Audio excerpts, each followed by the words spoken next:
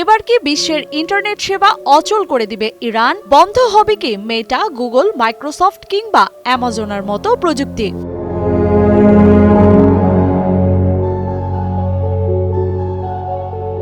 Hormuz প্রণালীতে সফল যুদ্ধকালীন অবরোধের পর ইরান এখন বিশ্ব অর্থনীতির অন্যতম একটি গোপন ধমনীর দিকে নজর দিয়েছে। মধ্যপ্রাচ্যের উত্তপ্ত ভূ রাজনীতির মাঝে এবার সামনে এসেছে এমন এক হুমকি যা শুধু যুদ্ধক্ষেত্র নয়, কাঁপিয়ে দিতে পারে বিশ্ব অর্থনীতি, আন্তর্জাতিক ব্যাংকিং, এমনকি আপনার মোবাইলের ইন্টারনেট সংযোগও।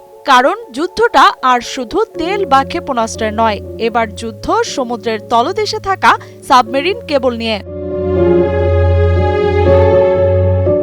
সমুদ্রের তলদেশ দিয়ে যাওয়া যে সাবমেরিন বা ইন্টারনেট কেবলগুলো ইউরোপ, এশিয়া আর পারস্য উপসাগরীয় অঞ্চলের মধ্যে কোটি কোটি ডলারের আর্থিক লেনদেন, সেগুলোকে এবার কৌশলগত হাতিয়ার বানাতে চাইছে তেহরান। যার কারণে প্রশ্ন উঠেছে, ইরান কি আসলেই অচল করে দিতে পারে বিশ্বের ইন্টারনেট ব্যবস্থা?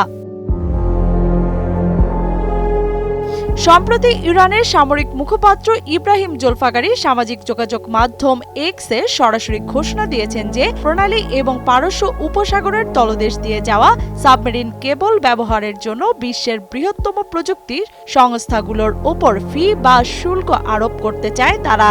শুধু তাই নয়, আইআরজিসি ঘনিষ্ঠ গণমাধ্যম জানিয়েছে গুগল, মাইক্রোসফট, মেটা ও অ্যামাজনের মতো প্রযুক্তি জায়ান্টদের ইরানি আইন মেনে চলতে হবে। কেবল পরিচালনা, লাইসেন্স, এমনকি মেরামতের অধিকারও রাখতে চায় ইরান। অর্থাৎ সমুদ্রের নিচের ডিজিটাল রুটের ওপর নিয়ন্ত্রণ প্রতিষ্ঠা করতে চাইছে তারা। শর্ত না মানলে পরোক্ষভাবে ইন্টারনেট ট্রাফিক ব্যাহত করার হুমকিও দিয়ে রেখেছে তেহরান।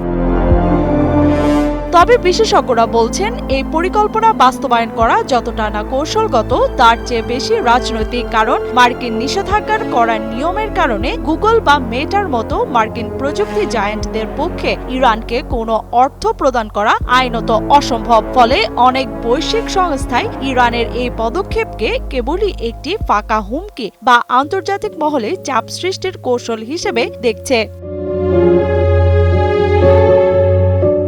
বিশেষজ্ঞরা বলছেন, যদি হরমুজ অঞ্চলে বড় ধরনের নাশকতা হয় তাহলে মধ্যপ্রাচ্যের ইন্টারনেট ব্যবস্থা ভয়াবহভাবে ক্ষতিগ্রস্ত হতে পারে।